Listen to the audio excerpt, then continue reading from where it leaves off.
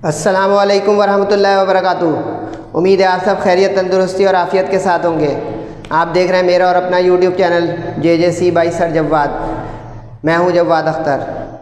आज की lecture video first year के न्यू बुक फ़िज़िक्स की नई किताब, उसका चैप्टर 1 जो है उसके न्यूमेरिकल्स हैं। काफ़ी स्टूडेंट्स को इसका इंतज़ार था, तो मार्केट भी हो गई है वो बुक, ले लीजिएगा आप लोग। तो शुरू करते हैं। बिस्मिल्लाहिर्रहमानिर्रहीम। चैप्टर नंबर 1 बेसिकली जो है वो मेजरमेंट्स और इस तरह की बुनियादी इंस्ट्रूमेंट्स वगैरह के बारे में चैप्टर है। बुक आ चुकी है, ये ले लीजिएगा। इसमें न्यूमेरिकल हल्के दर्जे के, तो एक ही लेक्चर वीडियो में इंशाल्लाह मैं जो है ये वाइंड अप करने की कोशिश करूँगा, तो मेरे साथ रहिएगा। First year physics new book है, new book. Chapter 1 measurements. Question मैंने आपका आसानी के लिए बोर्ड पे ही लिख दिए हैं, छोटे छोटे क्वेश्चन हैं, देखते रहिएगा। पहला क्वेश्चन है, what is percentage uncertainty in measurement 3.67 plus minus 0.25 metres. Uncertainty जो है वो एरर को कहा जाता है। ये जो अनसर्टेनिटी का वर्ड है, इसके बुनियादी मतलब होता है एरर। यानी किसी मेजरमेंट में, जैसे आप कोई मेजरमेंट कर रहे हैं वर्नियर कैलिपर से या स्केल से या मेजरिंग टेप से, तो उसमें जो गलती आ जाती है थोड़ी बहुत, उसको कहते हैं अनसर्टेनिटी। अब इसमें जो है प्लस माइनस होती है अनसर्टेनिटी, या तो एक्चुअल से ज़्यादा हो सकती है या एक्चुअल से कम हो सकती है। तो ये जो पीछे लिखा होता है मेजरमेंट, वो एक्चुअल होती है, सही है, एक्चुअल। आगे प्लस माइनस का मतलब है कि अनसर्टेनिटी कैन बी पॉजिटिव और नेगेटिव। अब अच्छा, डेटा वगैरह हम उन सवालों में बनाएंगे जिसमें थोड़ी कैलकुलेशन उसूल से हो। ये तो समझे एक तरह की पुट एंड गेट वाले सवाल आते हैं, तो इसमें डायरेक्ट सॉल्यूशन करूँगा मैं। आप ये फॉर्मूला एक तरह का याद कर लें कि परसेंटेज अनसर्टेनिटी होती क्या है।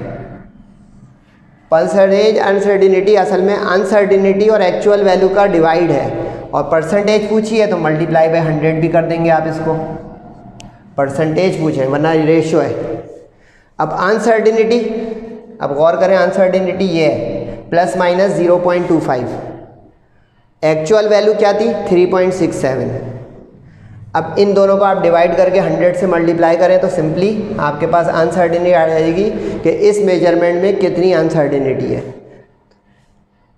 अच्छा, परसेंटेज हमेशा पॉजिटिव रहेगी, तो अनसर्टेनिटी प्लस माइनस है, लेकिन हम वैल्यू में प्लस माइनस नहीं रखेंगे ताकि परसेंटेज पॉजिटिव रहे, सही है। तो ये तो पहला सवाल बच्चों वाला था। आहिस्ता आहिस्ता थोड़े मुश्किल सवाल भी होंगे, कोशिश कीजिएगा समझने की। अच्छा, क्वेश्चन नंबर 2 इसका ज़रा इंपॉर्टेंट है, इसकी तवज्जो भी ज़्यादा रखिएगा और इसको प्रैक्टिस भी ज़्यादा कीजिएगा। देखिए साथ साथ में आपको नई बुक के स्टार्टिंग हो रही है, तो देखें अब इसकी थ्योरी छोटे छोटे डिफाइन वाले क्वेश्चन थे, उसका लेक्चर डिलीवर नहीं कर रहा हूँ, लेकिन अगर उसके आपको नोट्स वगैरह कुछ चाहिए तो फीडबैक दीजिएगा। What is area and approximate uncertainty of area of circle with radius 3.7 exponent 4 centimetre. Circle का जिक्र है और कह रहे हैं कि सर्किल का एरिया और उसके एरिया में अनसर्टेनिटी अप्रॉक्सीमेट बताइए, जिसका रेडियस हम आपको दे रहे हैं। अब रेडियस r से इंडिकेट होता है, लिख दिया। अच्छा, ये बेसिक चैप्टर जो है इसमें, जैसे अब ये मीटर में है तो मीटर ही में रहेगा, ये सेंटीमीटर है तो सेंटीमीटर ही में रहेगा। कन्वर्जन का इशू बाद में देखेंगे, यहाँ पे नहीं होगा।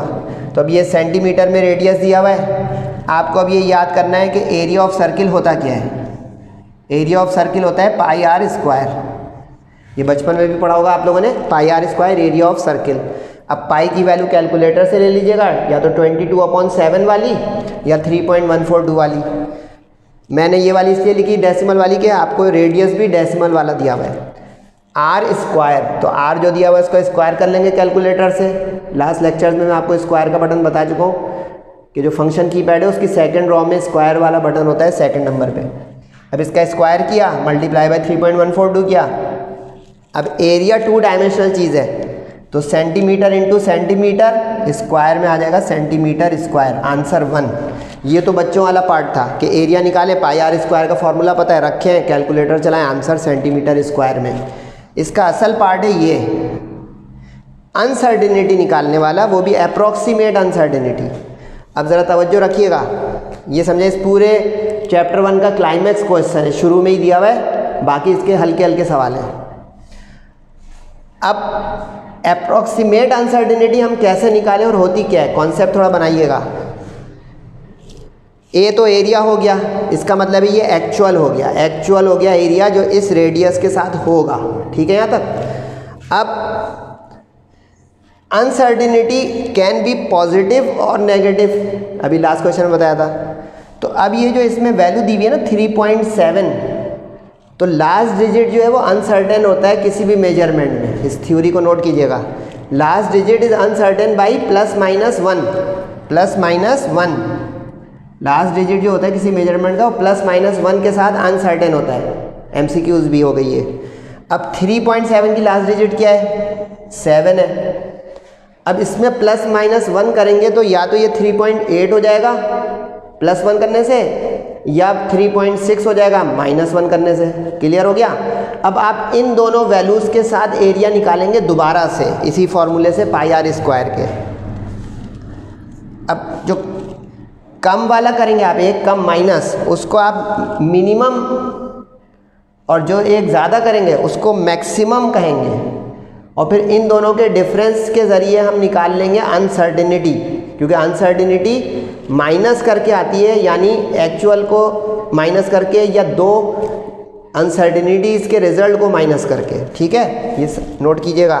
तो अब मिनिमम वही दोबारा फॉर्मूला लग रहा है पाई आर स्क्वायर, लेकिन अब आर माइनस करके, आर हो गया अब आपका 3.7 -0.1, तो ये हो गया 3.6, ठीक है। 10 की पावर 4 लिखी नहीं है, वो साथ में रहेगी। अब ये देखें 10 की पावर 4 3.6 के साथ कैलकुलेटर चलाया, एक आंसर आ गया। ये आंसर नहीं है, एक आंसर आ गया। अब इसी तरह 0.1 प्लस करें आप, तो आर हो जाएगा 3.7 + 0.1 से 3.8, सही। अब ये मैक्स हो गया, मैक्सिमम वाला, तो 3.8 रख के एक्सपोनेंट 4 साथ रहेगा। ये तो मैं उस लास्ट डिजिट को सिर्फ दिखा रहा हूँ, क्योंकि एक्सपोनेंट है या नहीं है वो उसके साथ रहना है। अब 3.8 करके आप फॉर्मूला कैलकुलेटर चलाएं पाई आर स्क्वायर का, फॉर्मूला वही लग रहा है पाई आर स्क्वायर, तो दोबारा नहीं लिखा है, आर बस नया आ रहा है, प्लस करके माइनस और माइनस करके 0.1। अब ये दो नए एरियाज आ गए, लेकिन ये अनसर्टिनिटी वाले एरियाज आ गए कि ज़्यादा और कम, ठीक है। अब जो डेल्टा ए है वो अप्रॉक्सीमेट अनसर्टिनिटी आने जा रही है, अप्रॉक्सीमेट अनसर्टिनिटी, सही है। अब इसका तरीका क्या होगा, ज़्यादा वाले में से कम को माइनस करके 2 से डिवाइड करेंगे, क्योंकि दो अनसर्टिनिटीज़ आपने निकाल ली, एक -0.1 करके और एक +0.1 करके, तो 2 आ गई है, तो 2 से डिवाइड करेंगे तो अप्रॉक्सीमेशन होगी। अब दोनों के वैल्यू को माइनस करें, ख्याल रखिएगा मैक्सिमम में से मिनिमम, बड़े में से छोटा माइनस करेंगे, और 10 की पावर 9 कॉमन ले लिया मैंने दोनों में से, तो एक दफ़ा लिखा हुआ है। कैलकुलेटर चलाया 4.537 - 4.072, तो आ गया 0.11 एक्सपोनेंट 9। अब उसने अप्रॉक्सीमेट अनसर्टिनिटी जो बोला है, तो वो तो एक्चुअल में होगा, समझ रहे ना, एक्चुअल में होता है ना अनसर्टिनिटी। तो एक्चुअल तो हमने एरिया निकाला था 4.3 एक्सपोनेंट 9, एक्चुअल एरिया जो एक्चुअल रेडियस से था, ठीक है, समझ में आ रहा है ना, ये एक्चुअल एरिया हो गया। ये हमारा जो है दो अनसर्टिनिटीज़ के साथ हो गया, ठीक। तो अब अप्रॉक्सीमेट अनसर्टिनिटी जो होगी वो एक्चुअल 4.3 और ये जो हमने माइनस करके 0.11 निकाला, इसका प्लस माइनस हो जाएगा, यानी कि 4.3 + -0.1, इसलिए देखो ऐप लिख दिया, यानी अप्रॉक्सीमेट इंटू 10 की पावर 9, क्योंकि इसमें भी 10 की पावर 9 है, इन दोनों वैल्यूज़ में भी 10 की पावर, और वो इसीलिए कि सवाल में जितना 10 की पावर होगा उसके हिसाब से स्क्वायर होकर कैलकुलेट होगा। तो ये आपका अब actual approximate uncertainty in area of circle आ गया। थोड़ा वक्त अगर आपका लूँ, देखिए ये था एक्चुअल सर्किल, ठीक है, छोटा सा बनाया, नज़र आ रहा होगा। अब एक इसके ऊपर डॉटेड लाइन बना रहा हूँ, नज़र आ गई, और एक इसके अंदर डॉटेड लाइन बना रहा हूँ, नज़र आ गई। ये टॉपिक था इस सवाल का कि ये जो रेड वाला है ना, ये आपका एक्चुअल एरिया आ गया, सही, एक्चुअल रेडियस से। ये आगे का जो है ये मैक्स आ गया, यानी अनसर्टिनिटी में 0.1 बढ़ाने से, और ये अंदर वाला डॉटेड ए मिनिमम आ गया यानी अनसर्टिनिटी में 0.1 कम करने से। तो अब उससे पता चला कि ये प्लस माइनस इतना ज़्यादा या कम एरिया हो सकता है इस अनसर्टिनिटी के साथ। तो ये थोड़ा ट्रिकी क्वेश्चन है, इसको प्रैक्टिस कीजिएगा। बाकी अब बच्चों वाले हैं, अब ये नहीं समझे सारे में इतना टाइम लगेगा, बाकी छोटे छोटे सवाल हैं। ये सबसे क्लाइमैक्स था। An aeroplane travels eight 850 kilometre per hour. एक हवाई जहाज़ है जो उड़ रहा है 850 किलोमीटर पर आवर से। तो बताएं कि 1 किलोमीटर ट्रैवल करने में या फ्लाई करने में वो कितना टाइम लेगा। बच्चों वाला सवाल। एक किलोमीटर पर आवर में स्पीड या वेलोसिटी होती है तो v लिख दिया, ठीक है। अब तीन ही लाइन का लेकिन समझें, 850 किलोमीटर वो ट्रैवल कर रहा है 1 आवर में, क्योंकि पर आवर का मतलब पर 1 आवर। आपके पास गाड़ी या बाइक कुछ है तो पर आवर का मतलब क्या है कि 1 घंटे में इतना किलोमीटर जाएगी ना, सही। अब ट्रैवल इन को इज इक्वल टू लिख दिया कि इतना 1 आवर में। तो अब हमें 1 किलोमीटर कितनी देर में कर रहा है वो मालूम करने कह रहे हैं। तो अब मैं अगर इसको 850 को डिवाइड में ले जाऊँ तो इधर 1 रह जाएगा, क्योंकि 1 × 850 इज 850, समझ रहे हैं ना, यानी ये 1 × था। अब ये 850 डिवाइड में गया, अब उसने जो गिनती दी है उसमें बहुत ही छोटे छोटे डेसिमल आ जाएंगे। अगर आप डायरेक्ट 1 को 850 से डिवाइड करेंगे तो कैलकुलेटर में देखिएगा 0.00 करके बहुत कुछ आ जाएगा। तो इस मकसद से हम इस ज़ीरोज़ को अवॉइड करने के लिए आवर को बना लेंगे सेकंड। आप लोग जानते हैं कि 1 घंटा जो होता है उसमें 60 मिनट होते हैं और हर मिनट में 60 सेकंड होते हैं, 60 × 60। तो ये हो गया 3600 सेकंड। इतने मिनट और इतने सेकंड, मिनट इंटू सेकंड से सेकंड तक पहुंच गए, सही है। ख़त्म सवाल। यानी कि 1 किलोमीटर वो 4 पॉइंट, अब क्योंकि 1 आवर = 3600 सेकंड, डिवाइड किया 850 से, पता चल गया कि 1 किलोमीटर वो कितनी देर में उड़ेगा। बहुत तेज़ उड़ रहा है भाई, 4 सेकंड तो यूँ गुजर जाते हैं अगर आपने घड़ी देखी हो। यानी 1 किलोमीटर पहुंच गया, कितनी दूर होता है 1 किलोमीटर। तो ये नॉलेज का भी था और कन्वर्जन भी थी, सही है। आगे जो 2 सवाल हैं ये वॉल्यूम के हैं। वॉल्यूम, अ रेक्टेंगुलर टैंक, एक रेक्टेंगुलर टैंक है, आपके घरों में भी होगा, ओवरहेड टैंक होते हैं। मुख्तलिफ जो प्लांट्स इंडस्ट्रियल होते हैं उसमें भी टैंक होते हैं, केमिकल स्टोर करने के लिए या वाटर वगैरह, पानी वगैरह स्टोर करने के लिए। तो उसकी डायमेंशन कभी आपने देखा हो तो 3 डायमेंशनल होता है वो।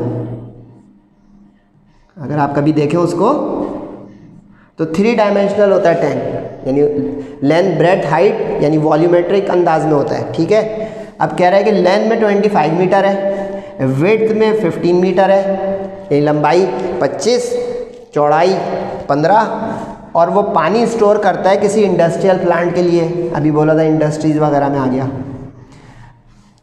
इतना वाटर वो कैपेसिटी है उसकी, यानी पानी इतना जमा कर सकता है 2980 क्यूबिक मीटर। अब क्यूबिक मीटर से आपको पकड़ना है कि ये वॉल्यूम है, क्योंकि volume is 3 dimensional, length, width और डेप्थ। अब विड्थ को आप ब्रेड्थ भी बोल सकते हैं, B for bread, W for width, चौड़ाई। डेप्थ को आप हाइट भी बोल सकते हैं, D for depth, H for height. Choice आप किए गए, आप सिंबल क्या यूज़ कर रहे हैं, ठीक है। अब इसमें डाटा बनाओ क्योंकि थोड़ा न्यूमेरिकल है, वैल्यूज़ दी हुई हैं। लेंथ L हो गई मीटर में, विड्थ W, B आप लिख सकते हैं, आपकी मर्ज़ी। वॉल्यूम ऑफ वाटर दिया हुआ है, यानी वॉल्यूम ऑफ टैंक दिया हुआ है। वाटर के वॉल्यूम का मतलब टैंक का वॉल्यूम, क्योंकि जितना पानी आ जाएगा उतना बड़ा टैंक होगा। वॉल्यूम दोनों चीज़ का हो जाएगा ना, पानी हर कोने में जाएगा टैंक के, सही है। अब डेप्थ पूछ रहा है, बस आपको ये बचपन का फॉर्मूला रिकॉल करना है कि वॉल्यूम किसी भी 3 डायमेंशनल चीज़ का होता है, length into breadth into height, या length into width into depth. अब हमें चाहिए क्या, डेप्थ चाहिए, तो L और W अपॉन में आ जाएगा। कैलकुलेटर 2980 वॉल्यूम था, लेंथ ब्रेड्थ 25 और 15 थी, कैलकुलेटर चलाया, डेप्थ आ गई मीटर में। बस यूनिट्स में गड़बड़ नहीं कीजिएगा। देखिए यहाँ मीटर मीटर मीटर, ठीक है। यहाँ सेंटीमीटर तो सेंटीमीटर स्क्वायर। यहाँ वजह बताई कि सेकंड क्यों बनाया, उसने नहीं कहा कि सेकंड में निकालो, हमने क्यों किया बता दिया कि डेसिमल बहुत सारे ज़ीरो के साथ ना आए। इसमें मीटर क्यूब, तो डायमेंशन 1 डायमेंशन जो होगी वो मीटर में होगी, जैसे लेंथ ब्रेड्थ मीटर में, तो डेप्थ यानी हाइट भी उस टैंक की मीटर में। तो is the depth of the tank. बिल्कुल इसी तरह का सवाल है अगला बच्चों वाला, जल्दी से देखें। अब कह रहे हैं कि एक अंडरग्राउंड टैंक है किसी घर भर में जिसकी स्टोरेज फैसिलिटी है 1.9 मीटर बाई 1.2 मीटर बाई 0.8। ये जो बाई लिखा होता है कभी कैलकुलेशन मेजरमेंट्स में, इस बाई का मतलब होता है मल्टीप्लाई। ये फिजिक्स में कभी आए तो ध्यान रखिएगा कि दिस बाई दिस, तो मल्टीप्लाई कि length into breadth into height, length into width into depth. सही है। अब जो सबसे बड़ी वाली हो गई वो लेंथ हो जाएगी 1.9, उससे कम वाली जो है वो विड्थ हो जाएगी, चौड़ाई ब्रेड्थ। डब्ल्यू लें अभी आपको बता चुका हूँ, आपकी मर्जी। डी या एच हाइट या डेप्थ हो गई सबसे कम वाली। ठीक है। अब ये तो थोड़ा रिवर्स था कि क्रॉस मल्टीप्लाई किया था, इसमें तो पूछ ही रहा है वॉल्यूम, फाइंड द वॉल्यूम। तो ये तो पुट एंड गेट का हो गया कि मल्टीप्लाई करें तीनों को। अब वॉल्यूम चाहिए तो क्यूबिक मीटर में 3 dimensional is the required volume of the tank. आसान लग रहा है, बस लग रहा होगा वही क्वेश्चन नंबर 2 असल था। अच्छा, ये एक अलग सा सवाल है, ये भी इंपॉर्टेंट है क्योंकि ये डायमेंशंस का है। डायमेंशन इस चैप्टर में है, अगर आप कहेंगे उसका लेक्चर भी इंशाल्लाह हम दे देंगे, वो अलग से एक चीज़ है। न्यूमेरिकल में सिर्फ एक ही उसका क्वेश्चन है, वरना ये एक तफसीली टॉपिक है। ठीक है। अब कह रहे हैं 2 स्टूडेंट्स हैं, आप भी स्टूडेंट हैं, उनमें से एक जो है ए स्टूडेंट वो एक इक्वेशन ड्राइव करता है फिज़िक्स की, और एक और स्टूडेंट बी जो है वो एक और इक्वेशन ड्राइव करता है फिज़िक्स की। अब वो सवाल ये पूछ रहे हैं कि बताएं कि इन दोनों स्टूडेंट में से किसने इन इक्वेशंस को डायमेंशनली करेक्ट प्रूव किया है, यानी सही है, डायमेंशनली करेक्ट है। माना इज इक्वल टू से नहीं तय होता है मैथ्स में कि ये सही है। डायमेंशंस हर इंडिविजुअल फिजिकल क्वांटिटी की रख के तय होता है कि ये same is equal to same है तो डायमेंशनली करेक्ट है। तो अब इसमें थोड़ी थ्योरी बता रहा हूँ, 2 मिनट लगेगा। एक्स का मतलब होता है डिस्टेंस ट्रेवल्ड, ये कभी देखा होगा S is equal to S होता था ना इक्वेशनों में एस, तो एस यहाँ पे एक्स हो गया। लेंथ की जो डायमेंशन होती है वो एल होती है, जिनको नहीं पता ये नोट करते रहे। वी स्पीड या वेलोसिटी होती है, जैसे होता था S is equal to V I T, तो वी की डायमेंशन एल अपॉन टी होती है, क्योंकि डिस्टेंस अपॉन टाइम, डिस्टेंस की एल हो गई तो डिस्टेंस अपॉन टाइम की एल अपॉन टी हो गई। अच्छा, स्क्वायर ब्रैकेट लग रहे हैं डायमेंशन के सिंबल के लिए कि ये डायमेंशन है इस क्वांटिटी की, ये ख्याल रखिएगा। Square bracket stands for dimension of, square bracket dimension of, इसकी डायमेंशन, जिस चीज़ के सामने लिख देंगे उसकी डायमेंशन हो जाएगी। ए एक्सेलरेशन है, एक्सेलरेशन वेलोसिटी अपॉन टाइम होती थी, तो एक्सेलरेशन की डायमेंशन हो जाएगी एल टी माइनस 2, क्योंकि एक और टी आ जाएगा तो टी और टी मिलकर टी स्क्वायर हो जाएगा, माइनस अपॉन में। ठीक है। और टाइम की डायमेंशन टाइम ही रहेगी, टी की डायमेंशन बस देखें कैपिटल लेटर्स इस्तेमाल होंगे डायमेंशन के। लेंथ या डिस्टेंस का एल कैपिटल, मास की ज़रूरत पड़ी नहीं है, कभी मास की पड़ जाएगी तो एम कैपिटल, और टाइम का टी कैपिटल। अब ये अगर समझ में आ गया तो ये अब आसान हो जाएगा। अब हर इंडिविजुअल डायमेंशन पुट कर दें दोनों साइडों पे इज इक्वल टू के। एक्स की जगह एल रख दी डायमेंशन ऑफ डिस्टेंस, वी की जगह एल टी माइनस 1 रख दी। टी स्क्वायर का मतलब टी का स्क्वायर, यानी टी की डायमेंशन का स्क्वायर, बीच में प्लस है प्लस लिख दिया। अच्छा, आप लोग सोचेंगे 2 गायब क्यों कर दिया भाई? Numbers are dimensionless, dimension होती है फिजिकल क्वांटिटीज़ की, तो 2 डायमेंशन लेस है, जो डायमेंशन लेस होगा उसको नहीं लिखा जाएगा डायमेंशन लेस। ये फेयर भी आप कर सकते हैं, ये सब तो समझने का ही, आप फेयर कर देंगे 2 गायब नहीं हुआ है, 2 डायमेंशन लेस है इसलिए इसको ओमिट कर दिया है। अब ए की dimension L T minus 2, T की टी, सॉल्व करें, मल्टीप्लाई में बेस सेम पावर ऐड, 2 में से 1 माइनस हुआ 1 बचा, ये आ गया। अब टी पे 1 है, 1 में से 2 माइनस किया तो माइनस का 1 बच गया, ये तो गड़बड़ हो गई। इसमें t प्लस का 1 बच गया, इसमें t माइनस का 1 बच गया, ये तो सॉल्व ही नहीं हो सकता। लेफ्ट पे तो l चल रहा था, यानी अब l के बराबर नहीं आया। इस बुनियाद पे हम कहेंगे कि ये ए स्टूडेंट जो भी था उसने गलत किया है काम, तो so this equation is dimensionally incorrect. Incorrect ये गलत है, क्योंकि उसने यही पूछा है ना कि इसमें बताएं कौन सी सही है कौन सी गलत है, तो डायमेंशंस को रख के चेक किया तो ये गलत आ गई। अब दूसरी देखें, क्या पता सही आ जाए। अब दूसरी इक्वेशन जो दूसरे स्टूडेंट ने की थी x था, तो x की डायमेंशन वही l हो गई। अच्छा, v नॉट, v होता है कि velocity at any instant of time, किसी भी वक्त। v नॉट का मतलब है टाइम 0 पर, यानी कि घड़ी अभी आपने स्टॉप वॉच ऑन की और आपकी गाड़ी या बाइक या चलने शुरू हो गया कोई, तो वी नॉट एट टाइम 0। लेकिन अब चाहे वी हो, वी नॉट हो, वी आई हो, वी एफ हो, वी एवरेज हो, इन सब की डायमेंशन वही रहेगी एल टी माइनस 1। ये सिर्फ सिंबल समझा दिया मैंने कि वी नॉट का मतलब क्या है, वेलोसिटी या स्पीड एट टाइम 0, t 0 पर वेलोसिटी 0। सही है, बाकी सिंबल पुराने बस चेक करें। अब t हो चुका है पहले भी, a भी हो चुका है।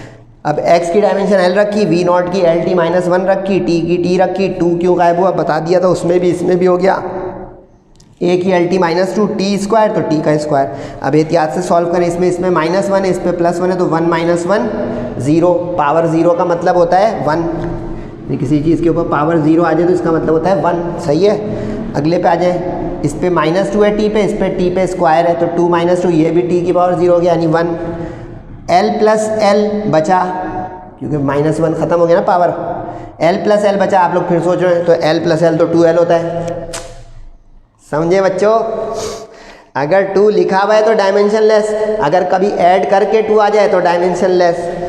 तो डायमेंशनली l प्लस l का मतलब हो गया l, 2l नहीं, 2 इज़ डायमेंशन लेस।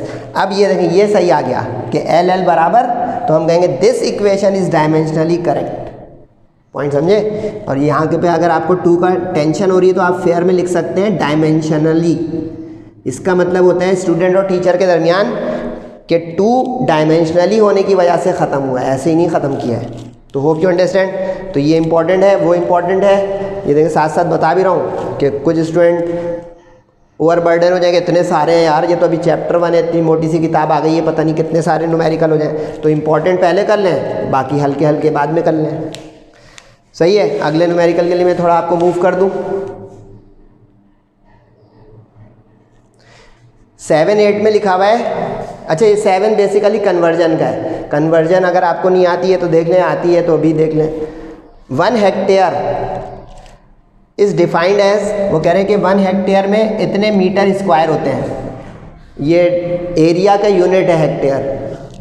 इसी तरह 1 एकड़, ये तो उर्दू में भी सुना होगा कि हमारे फलां जानने वाले के पास या फलां के पास इतनी ज़मीन है, इतनी एकड़ ज़मीन है। इंग्लिश में भी वो एकड़ ही होता है, ACRE।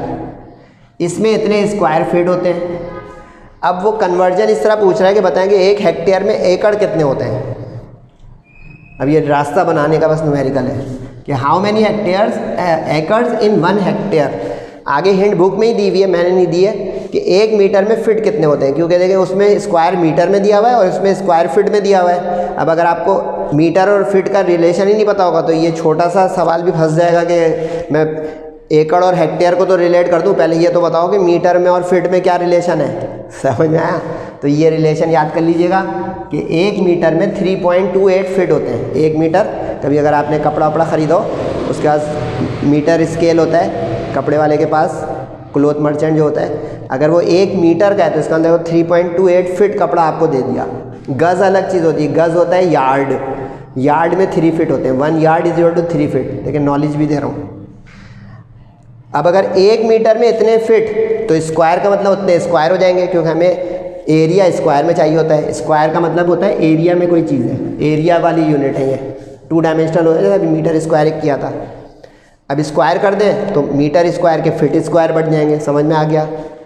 अब सवाल में उसने 10 की पावर 4 दी हुई है, तो उतने से मल्टीप्लाई कर दें 10.75 को, तो उतने मीटर स्क्वायर उतना फिट स्क्वायर हो गया। समझ में आ रहा है ना? जैसे मीटर स्क्वायर में कितने फिट स्क्वायर हुए इस दिए हुए में, तो इस दिए हुए के लिए, क्योंकि ये तो 1 का निकला ना, 1 यूनिट के लिए, तो अब 10 पावर 4 मल्टीप्लाई बाई 10 पावर 4। समझ गए यहाँ तक? अब हम आएंगे सवाल पे। अच्छा, ये निशान देयरफॉर का चल रहा है, ये से का नुक्ता होता है देयरफॉर का, पे का बनाने का वो बिकॉज का होता है। रीज़न कोई नहीं चल रही है तो बिकॉज नहीं लगाएंगे।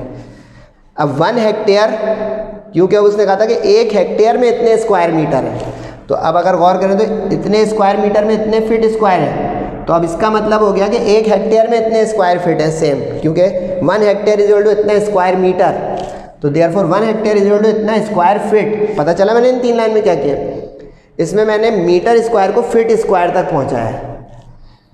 और क्यों पहुंचाया है? ताकि अब इस फिट स्क्वायर से एकड़ बन जाए। पॉइंट समझे?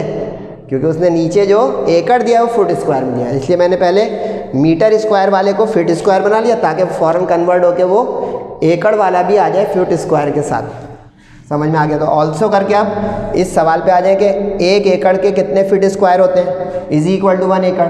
अच्छा, आप सोच रहे होंगे कि उल्टा पुल्टा सर कर रहे हैं, उल्टा पुल्टा नहीं कर रहे हैं, समझा रहा हूँ। इसमें हेक्टेयर इधर दिया कि हेक्टेयर गिवन था, सही।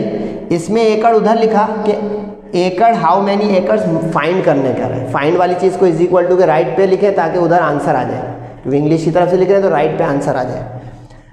तो अब उसने बोला हुआ है कि 4 एक्सपोनेंट 4 स्क्वायर फीट में 1 एकड़ होता है। क्लियर?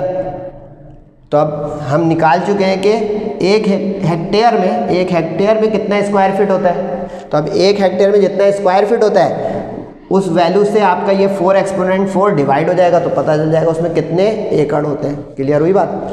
जैसे ये एरोप्लेन वाला बताया था कि इतने में इतने किलोमीटर, तो इतने में इतने आवर, तो इसी तरह यहाँ पे 1 हेक्टेयर में इतने स्क्वायर फीट और इतने स्क्वायर फीट में 1 एकड़। तो अब ये डिवाइड में यूँ चला गया 4 एक्सपोनेंट किस वैल्यू के, इस वाले जो हमारे 1 हेक्टेयर में। तो पता चल गया कि 1 हेक्टेयर में कितने एकड़ होंगे। अच्छा, ऐसी जो एक हल्का सा मजाक, अगर आप में भी कोई लैंडलॉर्ड वगैरह है माशाल्लाह, तो अगर उसका 1 हेक्टेयर ज़मीन है तो तकरीबन उसका 2.5-3 एकड़ ज़मीन है, काफ़ी ज़्यादा। और ये एकड़ फीट में देख रहे हैं कितना होता है, यानी कि पूरा बंगला उंगला बन जाएगा। इतनी ये जो हम देखते हैं ना 1 2 3 जो आते हैं एकड़, ये गलियाँ पूरे इतने बड़े इलाके हैं। ये मजाक भी था और सीरियस बात भी थी। आखिरी जो है नहीं है, इसके बाद एक 9 भी है, ये रब करके एक करूँगा तो शायद 2-3 मिनट की वीडियो बची भी है, ध्यान से।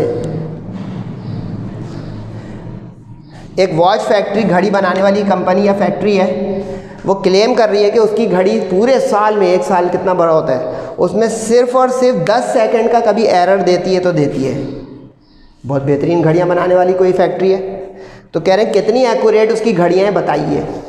अच्छा, पहले ही बता दो, इस सवाल का आंसर बुक में गलत है, रॉन्ग आंसर इसका, तो करेक्शन भी करते जाइएगा। बाकी सबके आंसर सही हैं। 10 सेकंड इन अ ईयर, तो हम पहले ये देखेंगे कि साल में सेकंड कितने होते हैं, क्योंकि उसने जो दिया हुआ है वो सेकंड है, और कितने दिन का दिया हुआ है कि इतना खराबी करती है वो घड़ी साल में। तो पहले आपको ये देखना पड़ेगा 1 साल में सेकंड कितने होते हैं। तो पहले हम यही करेंगे कि 1 साल में 365 डेज। अच्छा, इसमें ल्यूनियर और वो अलग नहीं मसला है, 365 लेंगे जब भी आपको ईयर का कोई सवाल फिजिक्स में कहीं मिलेगा। 366 मत लीजिएगा अभी। हर दिन में 24 आवर्स पता है, हर घंटे में 60 मिनट पता है, हर मिनट में 60 सेकंड, यानी 1 year, day, hour, minute, second.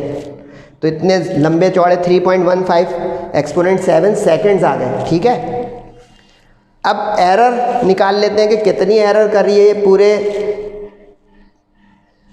Percentage में। तो एरर कितनी की उसने, 10 सेकंड मैक्सिमम लिखा है ना। गेन और लॉस, यानी ये वो अनसर्टेनिटी और एरर वाली चीज़ आ गई कि या तो 10 सेकंड आगे चली जाएगी वो घड़ी या पीछे होगी। ये कहते हैं हम घड़ी आगे जा रही है, कुछ कहते हैं घड़ी पीछे जा रही है। ये वही है, गेन और लॉस, आगे पीछे जाना। तो अब देखें ये, इसलिए इसके साथ देखें प्लस माइनस लगाया मैंने, गेन और लॉस, यानी अनसर्टेनिटी, जैसे क्वेश्चन 1 था। ठीक है, इसको डेल्टा टी लिख दिया क्योंकि ये अनसर्टेनिटी, जैसे वहाँ पे अप्रॉक्सीमेट अनसर्टेनिटी डेल्टा ए लिखा था। देखिए रिवीजन भी हो रहा है साथ साथ।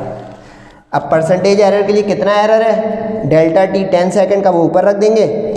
टोटल टाइम कितने वक्त में वो एरर करती है, 1 साल में, उसको सेकंड बना लिया ताकि दोनों सेकंड में हो जाए, मिसमैच यूनिट्स नहीं होने चाहिए। अब समझ में आ गया सेकंड क्यों बनाया मैंने ईयर को, ताकि ये भी सेकंड ये भी सेकंड। जैसे वहाँ देखें एरिया स्क्वायर मीटर में, नीचे भी स्क्वायर मीटर में, या सेंटीमीटर स्क्वायर में, नीचे भी सेंटीमीटर स्क्वायर में, तो यूनिट सेम है तो जो है रेशो आएगा ना। Very good.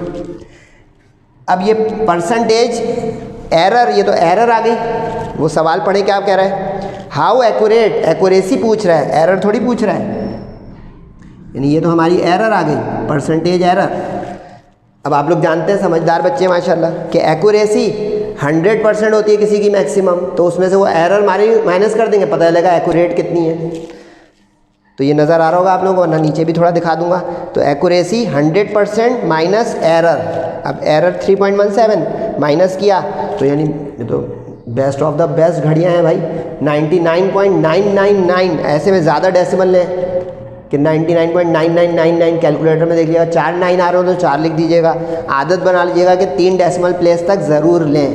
सही है, थोड़ा सा मूव कर रहा हूँ, क्वेश्चन 9 होगा, जाइएगा नहीं, 2-3 मिनट और लगेंगे इंशाल्लाह। ये आखिरी एक न्यूमेरिकल है, देख लेते हैं। Question number 9, the diameter of moon is 3480 kilometre. What is the volume of the moon?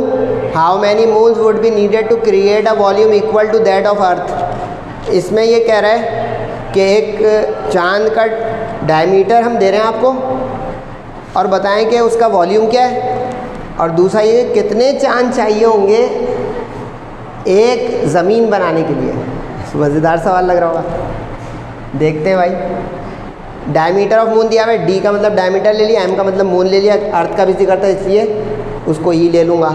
Kilometre में दिया हुआ है, सही है। तो रेडियस की ज़रूरत पड़ेगी क्योंकि डायमीटर का हाफ जो होता है वो रेडियस होता है। डायमीटर किसी चीज़ का रेडियस का डबल होता है, डायमीटर रेडियस का डबल होता है। तो हम रेडियस हाफ करके निकाल लेंगे डायमीटर को, समझ में आ गया। तो अब हमने इस वैल्यू को डिवाइड बाई 2 कर दिया तो ये किलोमीटर में रेडियस आ गया। लेकिन अब किलोमीटर में मीटर बनाना है क्योंकि ऐसा ही यूनिट यहाँ पे लेंगे। तो मीटर बनाने के लिए 1000 से मल्टीप्लाई, क्योंकि 1 किलोमीटर में 1000 यानी 10³ मीटर होता है। क्लियर।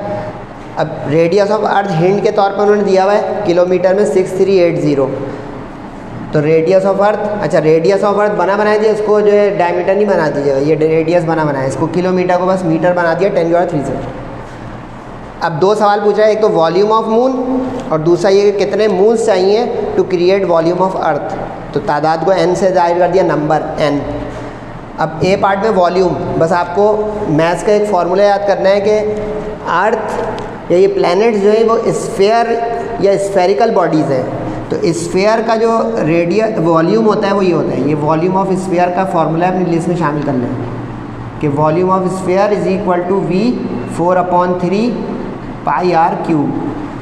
अब रेडियस का निकालने में रेडियस ऑफ मून रख के क्यूब कर देंगे। क्यूब का बटन कैलकुलेटर में स्क्वायर रूट के बराबर वाला होता है, पावर आ जाती है उसमें, स्क्वायर बॉक्स इस तरह का बना हुआ आ जाएगा, उसमें 3 लिख दिएगा, या क्यूब 3 दफ़ा भी कर सकते हैं मल्टीप्लाई। अच्छा वॉल्यूम 3 डायमेंशनल है तो ये मीटर क्यूब में आ गया वॉल्यूम ऑफ द मून। ये एक आंसर हो गया क्योंकि 2 सवाल पूछे थे ना, what is the volume of the moon. अगला पार्ट जो है कि कितने चांद चाहिए ज़मीन बनाने के लिए, उसका वॉल्यूम। तो वॉल्यूम ऑफ अर्थ जब तक नहीं निकलेगा तादाद नहीं पता चल सकती, तो पहले वॉल्यूम ऑफ अर्थ निकालेंगे। ये आप समझिएगा कि तादाद वॉल्यूम के बगैर नहीं आ सकती। तो वॉल्यूम निकाला रेडियस ऑफ अर्थ के ज़रिए volume of earth, radius of moon के ज़रिए वॉल्यूम ऑफ मून। इसमें आप अर्थ का रेडियस रख देंगे 6380 वाला एक्सपोनेंट 3 मीटर करके, तो ये मीटर क्यूब आ गया। ये हमने इसलिए निकाला वॉल्यूम ऑफ अर्थ कि अब ज़मीन देखें बड़ी है, और कर रहे हैं 1740 छोटा गिनती है और 6380 बड़ी गिनती है। तो अब हम वॉल्यूम के अर्थ को वॉल्यूम ऑफ मून के वैल्यू से डिवाइड कर देंगे तो पता चल जाएगा कि इसमें कितने वॉल्यूम मून है, यानी कि बहुत सारे मून बनेंगे तो एक अर्थ आएगी। तो अब डिवाइड किया तो देखें 49.3 यानी तकरीबन 50 चांद चाहिए एक ज़मीन बनाने के लिए, 49.3, लेकिन राउंड कीजिएगा नहीं, समझाने के लिए 50 बोला है। तो 49.3 moons will create a volume of the earth. तो उम्मीद है कि आपको ये लेक्चर समझ में आया होगा, फीडबैक ज़रूर दीजिएगा। इंशाल्लाह अगले लेक्चर वीडियो में आपको थ्योरी या चैप्टर 2 पे ले जाएंगे। तब तक अपना और अपने अज़ीज़ व अक़ारब का, वालिदैन का बहुत ख्याल रखिएगा। तब तक के लिए अस्सलामु अलैकुम व रहमतुल्लाहि व बरकातुहू।